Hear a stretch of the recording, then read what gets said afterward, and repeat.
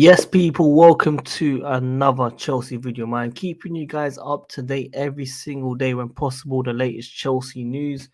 Yesterday's video, if you're not checked it out, please check it out first as well on Mason Mount, the PR selective defending when you got to talk the truth as always. But look, positive news on a Monday, 23rd of January. As always, if you guys can, smash that like button. Let's get at least 250 likes. Subscribe if you're new here. Hit the notification. Tune in daily and comment down below your thoughts and opinions. Guys, drop in your questions as well. Drop some questions down below in the comments. I'll be answering some of them in my next few videos. Much appreciated. Let me know where you're tuning from and what time zone. The first topic I do want to speak about is Enzo Fernandez. Obviously, all the drama in the last few weeks that we're going to be signing him and then we didn't sign him and then, everyone's frustrated, annoyed, saying journalists put it through. You had Felix as well. You had a lot of guys, and I understand that people are still worried about this still when we're talking about we're going to resume talks. So, of course, we had reports this morning saying that Chelsea will go back out there. And what I do want to speak about a lot is the FFP on this situation. Now, from what I understand, so guys, if you've got me on Twitter, I've got two accounts. I've got WorldWideChels and I've got another account, WorldWideChels. But you see the Chels, you see the L, one of them is an I. This one is an I, and I've got another account with the normal Chels as well. So if you can follow me on both, I've got info on here that I want to talk about. So from what I understand, Enzo Fernandez, 120 million is basically a buyout clause and not a release clause. That's why Chelsea haven't gone for it, as it will heavily impact FFP. Chelsea will need to agree a bit more with installments to avoid issues like this. This is what I understand personally. Over the next few days, I'm sure it will become more clear. And if if I got anything wrong from what I'm saying now, I'll fix it. But from what I understand, this is based on what I've read from Jake Cohen.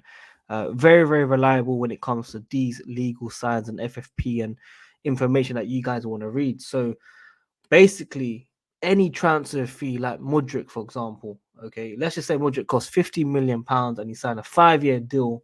I'm giving an example, by the way, yeah.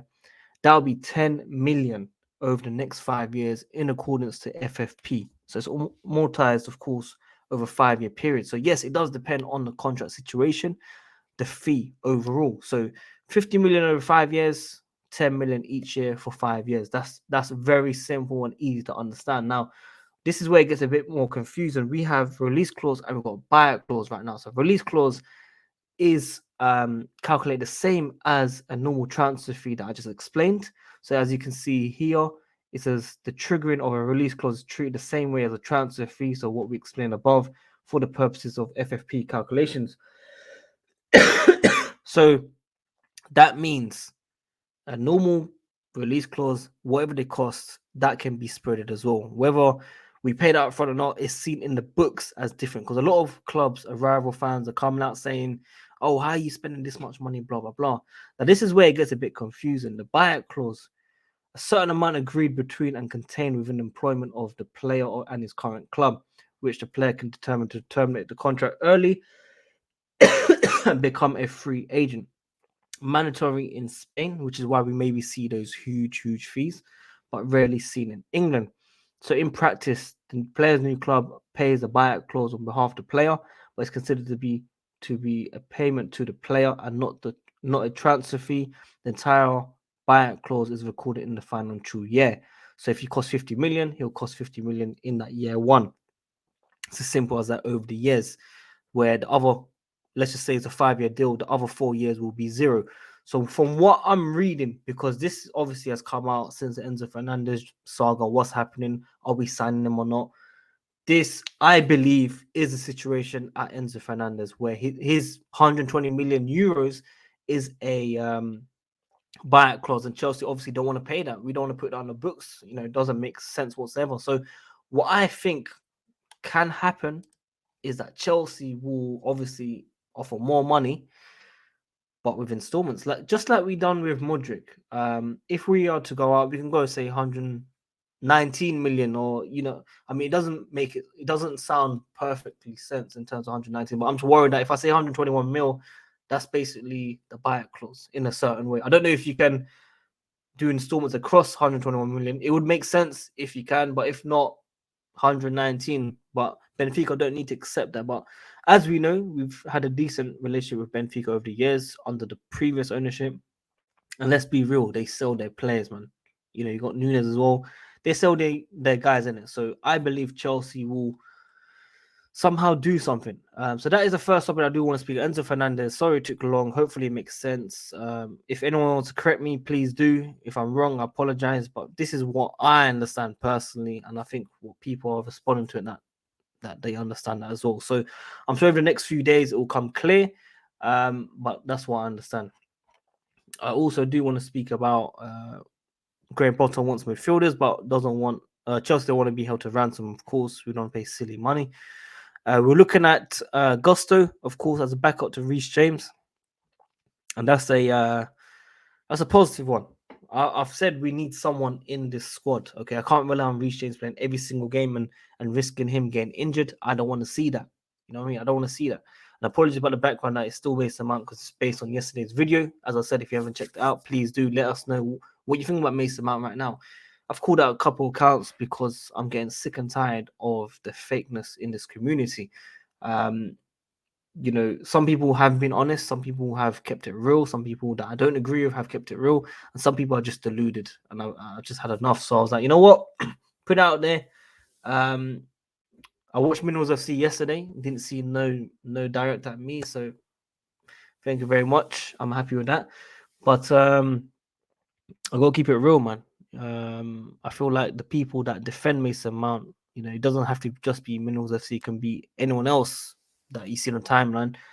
They just go out their way to defend this guy. And I feel like they are the ones that bring the agenda and a lot more conversation around his name. And to say that it's nowhere near to what J5 got, you know, J5 got it a lot harder. He got booed in the stadium. Sorry, sorry, ball, all that stuff. This is a lot worse than what Mason Mount is getting, my friends. But listen, I treat all of them equally, 100%.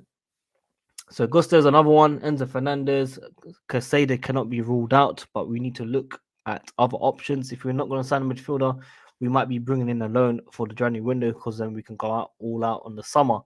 There's no point signing different players that we don't want. Apologies, I'm still ill. So yeah, if it's not Enzo Fernandez or Casado, get someone on loan. They're talking about Kessie, so let's see that as well. The other big news that I do want to talk about is Joao Felix. There, he has a clause in the deal to Chelsea, opening the door to a permanent transfer in the summer. That's not very clear in terms of what it actually is because we weren't told it's mandatory. But from what I understand, it could be first refusal. So if a club offers, let's say, 80 million, 90 million after he returns back to Atletico, let's say he does work at Chelsea, Chelsea can either match that or beat that. They'll have the first option.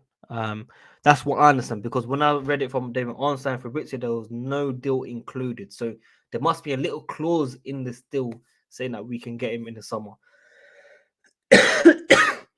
Your boy is really, really ill, by the way.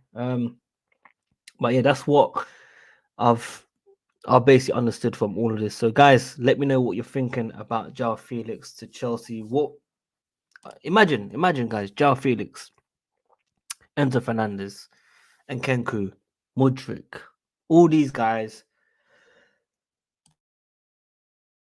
That would be amazing. Let's be real.